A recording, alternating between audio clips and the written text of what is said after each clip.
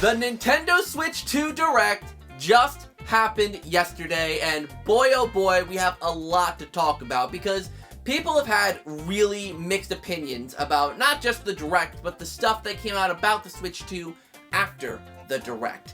Now, there are some things I do want to note in, this video. There's going to be a lot to talk about. We're going to kind of try and go over everything. Maybe not completely in detail, but in enough detail to where you guys kind of get my general feel for this Nintendo Direct. So, if you guys enjoy this video, definitely make sure to like, comment, and subscribe. All of that stuff down below. And of course, hit that notification bell so you can be notified of when I upload videos. And consider becoming a ZakPak member. Join the club. It'd be really, really cool to have you here. So, without any further ado, let's just get right on into talking about the Nintendo Switch 2. So firstly, let's talk about what they showed off about the console itself, because there's actually quite a bit. Firstly, we get obviously a better look at the system and what it's all about. They confirmed the mouse functionality, which they actually spent a lot more time going into than I really thought they would, because there's actually quite a few games dedicated to it, which we'll get into in a little bit. But we also got a good look at that C button. We learned what it did, and I predicted it was going to be a community button, but it's actually a chat button. I was kind of close because it does kind of what I figured it would do. It pulls up an interface where you can talk to all your friends, like a voice chat and a screen game sharing feature, and it all looks really, really cool. But I will say, the frame rate of the game sharing honestly looks kinda terrible. It looks like it runs at maybe 10 FPS. It just does not look good. So, honestly, I wouldn't even use the game sharing feature. And if you're playing a game like Mario Kart or like Mario Party or anything like that, you really wouldn't need to use something like that. It's kind of a redundant feature. It's more useful if you're sharing your gameplay with other people to watch. If you're, let's say, showing someone how to beat a certain dungeon in Tears of the Kingdom, or how to solve a certain puzzle in Luigi's Mansion 3, stuff like that, I feel like is a more useful utilization of it. But either way, it doesn't look great. But the voice chat being relegated to that button, making it really easy to use, is honestly quite useful. And from how it sounds, the microphone actually sounds pretty dang useful. It sounds like they're actually making some decent utilizations. You know, the microphone seems pretty high quality. If it can take out all the background noise and focus on your audio to actually have good input for the built-in mic, that's actually pretty dang useful. Plus, Pro controllers have headphone jack support, so you can just plug a headphone set right on into your Pro controller, and it doesn't even need a microphone. You can just use the microphone on the Switch, and it can be used in dock and handheld mode. So, really, it seems to be quite useful, and I'm assuming if you don't have a headphone jack, maybe your friend's audio will come right through the TV, and you can just respond to the console itself. It actually seems like a pretty intuitive voice chat system, so rather than using that stupid app, you can use the system without even needing to worry about headphones or anything like that. It seems really freaking good.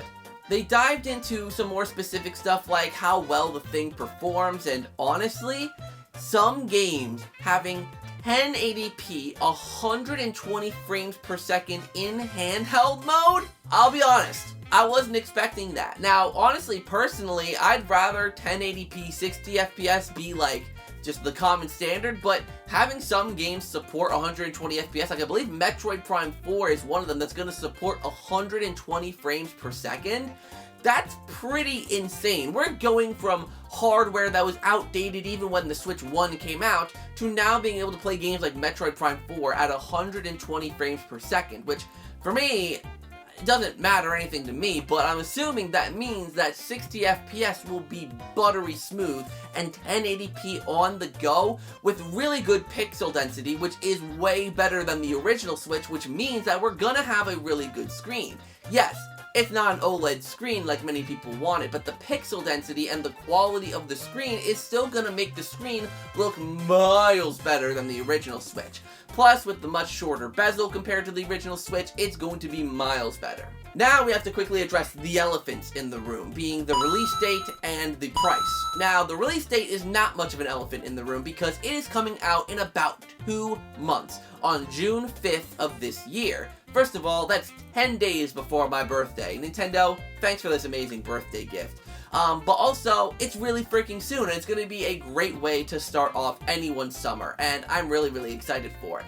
the bigger elephant in the room to address is the price of the console. Now, I've seen many people complain about it, but honestly, I'm not that upset. And here's why, right? You have the base level Nintendo Switch 2, which is basically is going to come with just the console, and it's $450. And given all the power that this console actually sounds like it has, and all of the features it looks like it's having, I'm actually not upset by that price. I'm really not. But if you want it bundled with Mario Kart World, which we'll talk about in a little bit, that's going to set you back $500, which again, sounds like a lot, but considering that Mario Kart World is freaking expensive, or even if it was a normally priced game, you'd still be saving money. Even if Mario Kart World was a $60 game, it would only cost $50. You're still saving money. Yeah, you're getting the digital edition, but even so. So, I honestly am not that upset about the console's pricing. We'll get into the game's pricing in a little bit, but console pricing, I think is completely fine. Also, one last thing I nearly forgot to mention about the console itself. It has like almost 10 times increased the amount of onboard storage, going from 32 on the original Switch to like 256 or something like that. Like, massive increase, which thank God. Now, of course, in the grand scheme of things, it's not super duper impressive because, yes, the size capacity increased a bunch, but that also means game file sizes are also going to be increasing a bunch. So, it's still not super impressive, but it's way better than we had before. So, I'll at least give Nintendo props for that. Alright, let's dive into the games, because honestly, I feel like a lot of people have been complaining about this Direct not having enough first-party games, but I feel like people are overlooking a lot. Let's talk about the first-party games. First of all, obviously, we got Mario Kart World. This is easily the biggest looking Mario Kart game ever to be released. This game looks freaking massive.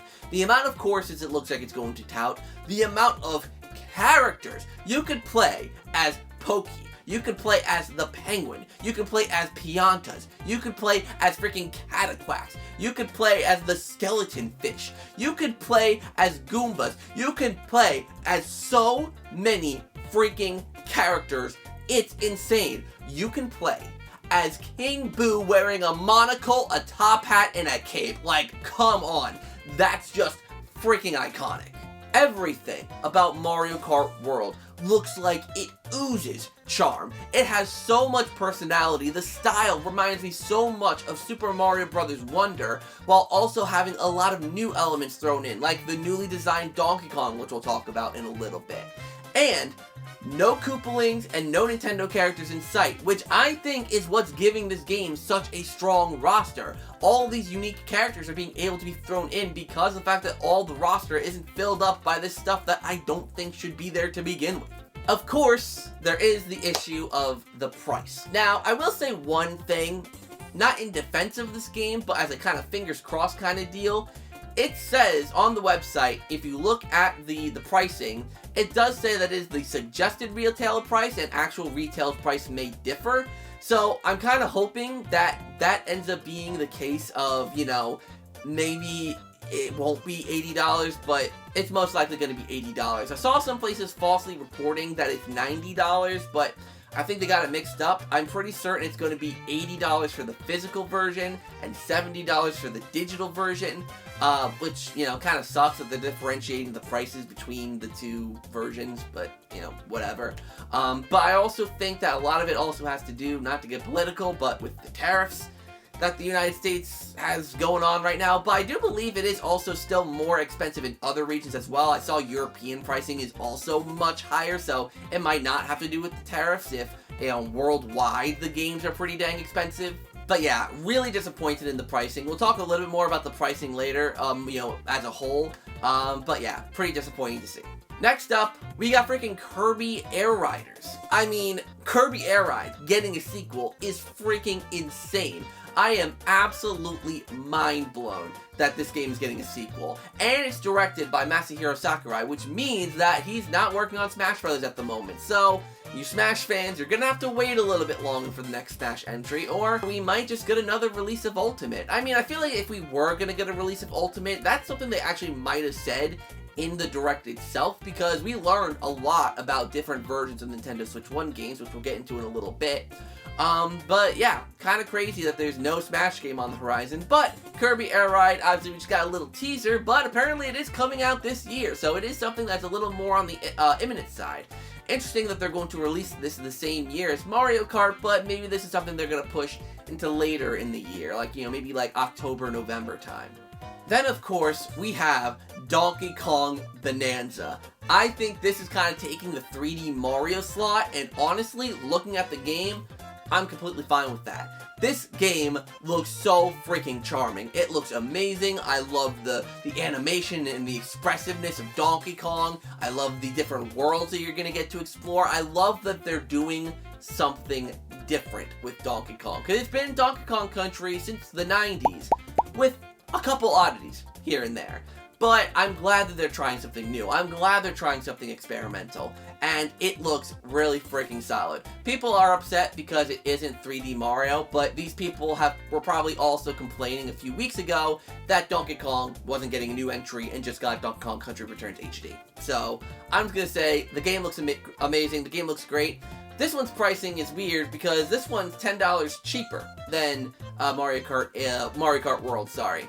It's going to be $70 physical, and $60 digital. So, don't know the pricing. I don't understand the pricing discrepancy there. But hey, you know, if it's going to be $60 digitally, that's actually pretty good, because that's just kind of on par with, you know, what we pay for games now, you know, before going up to $70. So, honestly, like, if you're paying $60 for any digital game on the Nintendo Switch 2, yes, it sucks for physical owners having to pay $10 more, but, I mean, at least gives some credence, or at least gives a reason for the argument of, you know, digital actually does save, you know, money, because, like, you know, if you're paying the same for something digitally, but you're not getting a physical item, like, it makes sense that it will cost less. People consider those 3 announcements to be the only Switch 2 Nintendo announcements, but there actually is way more.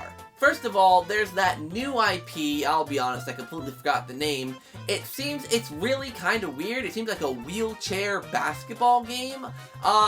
It looks fine. It looks, like, interesting enough, I guess. I don't think it's gonna be a big deal unless they really, like, do some funky stuff with it, but it's another, like, Rocket League style game, but it looks much slower paced, and I don't know, like, it utilizes the mouse functionality, which is cool. It's going to be a game that really showcases how, you know, you can use the mouse, but, it doesn't look that great to me. I understand why people kind of glaze over this one, but, you know, it's okay, I guess. Then, of course, we got Mario Party. Now, Mario Party, Super Mario Party Jamboree, obviously is a Switch 1 game. But honestly, the Switch 2 edition of this game, because this is an edition, this is one of those editions, where it's a Switch 1 game, but there's enhancements and things added to it. And honestly, I think the Switch 2 version is going to be even better, because here's the thing, right? The Switch 2 version adds the camera support, which I didn't even mention the camera before. You can use the camera to video chat with people. And first of all, the camera's only $50, which I think is a decent price, but apparently you can also use third-party cameras that have, you know, the, like, you know, USB-C port. So, being able to link your camera up and play Mario Party is really freaking solid. And apparently, someone in a Mario Party server I'm in pointed out that apparently they're going to be adding a tag team mode to the regular party mode. So you can do 2v2 in general party mode, which was sorely missed when the game originally released. And there might be other cool features that they're going to add. Maybe custom, you know, more turns you can add. Maybe custom spaces. Maybe they're going to change up the game more. I think that this is going to be a really solid addition to Super Mario Party Jamboree. I mean, Jamboree was already a stellar Mario Party. NDCube's best Mario Party outing without any sort of question. But having this new content, including the new modes that I didn't even really mention, honestly, none of them really interest me. The Bowser Live mode looks pretty cool, I'll openly admit. You know, as long as it, you know, I mean, it kind of maybe, as long as it doesn't rely on the mouse thing, if I can play that Bowser Live thing in handheld mode, I think that'd actually be pretty sick. But nevertheless, it looks really freaking solid. It looks great. I can't wait to play it. There are other Switch 1 games that are getting enhanced editions as well. Tears of the Kingdom, Breath of the Wild, Kirby Star Allies. Metroid Prime 4 is actually the one I really want to focus on because it's getting mouse support, which for a first-person shooter actually might be pretty freaking insane for it. Plus, like I mentioned earlier, it's getting a 120 frames per second mode. Metroid Prime 4 on the Nintendo Switch 2, honestly, I'm assuming both versions on the Switch 1 and the Switch 2 will launch simultaneously. I'm assuming that's going to be the case. And I say just easily go for the Switch 2 version over the Switch 1 version. If it has all of these enhancements, I think it's well worth it. Plus, the enhancements for Breath of the Wild and Tears of the Kingdom, you can actually get for free if you have the Nintendo Switch Online Plus expansion pack. The one big disappointment from Nintendo is that, tech demo-y game, I forget the name of it, where you're walking around the Switch and playing little mini-games. Cute concept. I like the concept of it, but the fact that it's a paid game, a game that you actually have to pay for, doesn't do anything for me. I don't know why this isn't just packed in, something you can just install on the Switch. This better be something that's like $5, $10 at the most. If it's a $60, $70 to $80 title, no shot anyone's buying that. I'm sorry, no one's gonna spend $60 on a tutorial. No one's gonna do that. Then, of course, we have the GameCube games. GameCube got confirmed for NSO, and oh my god, yes. This is so exciting. I love the GameCube. It's my favorite Nintendo console, so having it on the Nintendo Switch 2 from launch is amazing. Though, only 3 titles at launch does kind of suck. Wind Waker, Soul Calibur 2, and F-Zero GX are the 3 titles available at launch.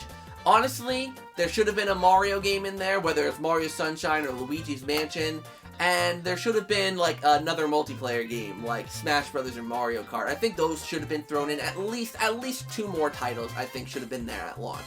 But if they do a constant stream of them, kind of like what they were doing with the N64 when it originally got released on the Nintendo Switch Online, where they were doing a new game every month for quite a while, for I think about a year or so. If they do that, where there's a new game every month for a year, and eventually it gets up to 15 within the first year, I'll be more okay with it, but they better pump out those GameCube games, because I don't want to wait a year for a title on that, little roulette that they showed, because Luigi's Mansion and Chibi Robo are on there, and those are 2 of my favorite GameCube games, and I want them sooner rather than later. Plus, obviously, the games that weren't on that list, like the Mario Party games, like freaking Smash Brothers, like Mario Kart, like Twilight Princess. There's a bunch that weren't on that list that I really hope get added sooner rather than later. And then, of course, there's the third parties. The third parties freaking came in clutch. I saw people complaining that, oh, there were too many third parties, there should be a Nintendo-focused event. Listen, every game that I just spent time talking about was Nintendo. All of that was Nintendo. That's a bunch of stuff from Nintendo. Third parties are equally important because you gotta remember, this Direct is more than just a Direct for the Nintendo fans. This is a Direct to sell people, to sell everybody on the Switch 2. You need to not just focus on the Nintendo fan. You can't do that. That's not enough for a presentation where you're trying to sell your console to people. You need mass appeal. You need stuff in there to appease everyone. So, honestly, third parties are going to carry this launch. 100%. You know what third-party games are coming out at launch? The same day as Mario Kart and that stupid demo thing in the GameCube Switch Online. Elden Ring, Split Fiction, Hogwarts Legacy, Deltarune Chapters 1 through 4, Yakuza, and more. There's more that I'm just blanking on right now. There are so many third-party titles, big ones too, big third-party titles that are coming on day one. That's huge. That Nintendo Switch 1 got nothing. Nintendo Switch 1 didn't get anything. I mean, it got what? Bomberman. Like, it has so much going for it right out of the gate with third parties, and all of them, with the exception of one, looked impressive. The only one that didn't look quite right, and granted, the freaking direct stream was really buggy. There was audio delays, there was all sorts of issues, so I don't know if it was just the stream, but Elden Ring looked a little rough. Elden Ring looked like it was really choppy, really rough. But honestly, freaking Final Fantasy VII Remake, seeing that run on the Switch too, that game looked really solid. That game looked like it was running pretty smoothly. Granted, it looked like it was an indoor kind of contained area, but if third-party games can run really well on the Switch, I don't see why Nintendo's not going to get a bunch more third-party support, especially with how powerful this console does look like to be. Now, obviously, it's not at the levels of Xbox Series X and PS5, but it got a significant upgrade because these third-party games actually look really freaking good. So what do I think overall? Honestly, I think this was a super solid Direct. This was an amazing Direct. Definitely showing off what the Switch 2 is going to be all about. Showing off some great first-party games. Absolute bangers coming out this year. I mean, I think the only thing that looked like it was coming out next year, because there was a title I actually did forget, and that was Hyrule Warriors. And there's a new Hyrule Warriors game coming out, so we are absolutely feasting. Now, that game's coming out next year, but nevertheless, most of what we saw is supposedly coming out this year. And again, the only disappointments really are the fact that, honestly, the pricing ain't great. It's really going to hurt Nintendo, and it is going to be a really big ouchie if people see the prices of these games and they're like, wow, I can spend less and get, you know, an Xbox or a PlayStation. Like, yes, Nintendo Switch is a popular household name, but so was the Wii. They don't want to mess this up, and I feel like the pricing is going to be a big upset. It's going to be a big whoopsie if, you know, people don't buy into the price. They really have to make the value of the system worth it. And honestly, the UI, there were some screenshots of the home screen released, and the home screen does not look any different from the Nintendo Switch 1. And honestly, it's kind of concerning. Looks like the eShop got a nice revamp, which is nice. We like a revamping of the eShop. But other than that, it doesn't look like the Switch's UI got upscaled, boosted, you know, diversified at all. Now, we just saw one single screenshot. There's obviously more that, you know, could be shown. But from what we're seeing, it doesn't look like it's gonna be anything crazy. But, like, at the end of the day, the UI, like, it's important. It's a big issue. It's something I do want them to address, letting you customize your Switch home screen. But the most important part are the games. The games is the most important thing, and obviously how the system runs. And honestly, I think it looks super promising. The price point of the console itself, I think, is perfectly fine. I think the console price is priced fairly, it's priced okay. The games, obviously, but what can you do? So, yeah, thank you guys so much for watching today's video. I really hope you enjoyed. It was really fun to dive into the console, to the presentation of it today. If you want to see my reactions to all of the major stuff from that presentation, definitely go and check out the reaction videos. I posted about 4 of them up yesterday. Go and check them out. And, yeah. So, thank you guys so much for watching today's video. Hopefully you enjoyed. Like, comment, and subscribe. All that stuff down below. Click the notification bell so you can be notified of when I upload videos. And, of course, become a ZakPak member if you'd like. It'd be cool to have you. You can get some cool emotes for whenever I'm live streaming and all that jazz. So, thank you guys so much for watching. Until next time, you guys, I'll see you all in the next video.